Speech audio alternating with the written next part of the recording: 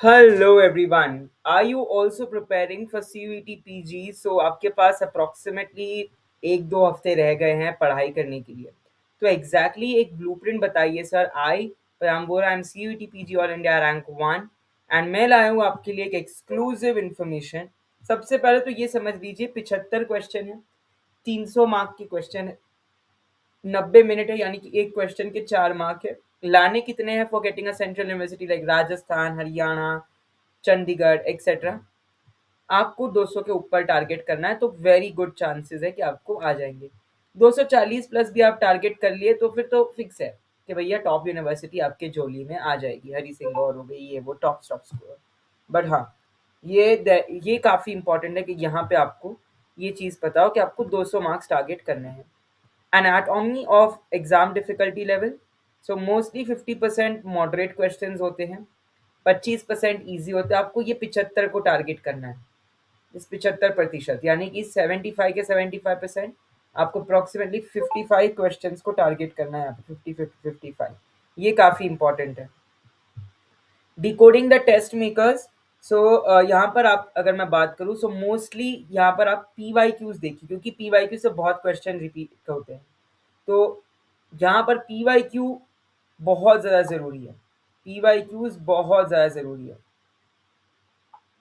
तो आपने P Y Q solve करना है। अब cell bio, mol bio, genetics, biochemistry, यहाँ से काफ़ी क्वेश्चन आते हैं।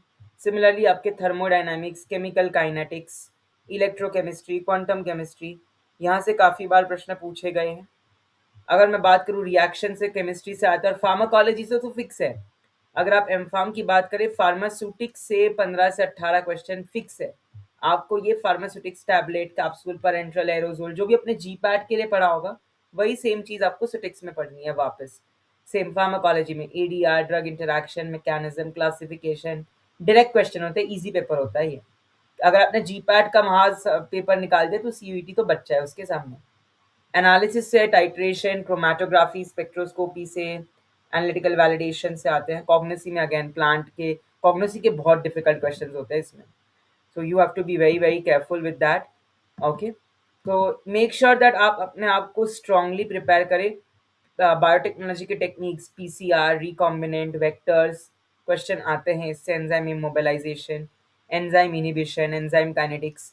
काफ़ी बार अब क्रिस्पर कैस्प भी चांसेस है कि क्रिस्पर कैस्प पे पूछा भी, कार टी सेल थेरेपी, ये सब बहुत चल रहा है, R T P C R, correct. So एक बार वो भी आप ज़रूर देख लीजिएगा। मे बी कोई बायोइन्फॉर्मेटिक टूल आप नाइपर के लिए अगर तैयारी कर रहे हो तो वो भी पढ़ लेना, कॉम्फा, कॉम्सिया, ब्लास्ट, फास्ता, है ना, that's going to be helpful for you. So pharmacy के लिए ऑल्टेंस फार्मास्यूटिक्स बुक बहुत अच्छी है। ऑल्टन के अलावा आप लैकमैन पढ़ सकते हो, रैंग एंड डेल आप पढ़ सकते हो, correct, for your pharmacology. Make sure आपका कॉन्सेप्ट स्ट्रॉन्ग हो। ऑलरेडी आपने जीपैट दिया तो आपका कॉन्सेप्ट स्ट्रॉन्ग है। रिवाइज कर लेना आपके पूरे फार्माकोलॉजी सुटिक्स को। कोलोजी और सुटिक्स मिल गई, आपके 30 क्वेश्चन तो बन जाते हैं, और 15 क्वेश्चन आपके एनालिसिस और कोग्नोसी, 45 क्वेश्चन तो आपके ऐसे ही बन गए, यानी 200 मार्क तो आपकी जेब में ऐसे ही आ गए। तो make sure that you revise that completely, ignoring the P Y Qs, do not miss do that mistake. P Y Qs वक्त बदल देंगे, जज्बात बदल देंगे, हालात बदल देंगे।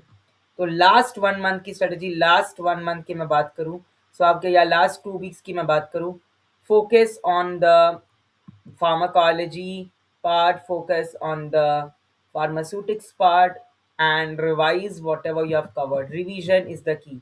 रिवाइज करोगे तो तगड़ी तैयारी होगी, तगड़ी होगी तैयारी और तभी सीट होगी तुम्हारी। Thank you so much.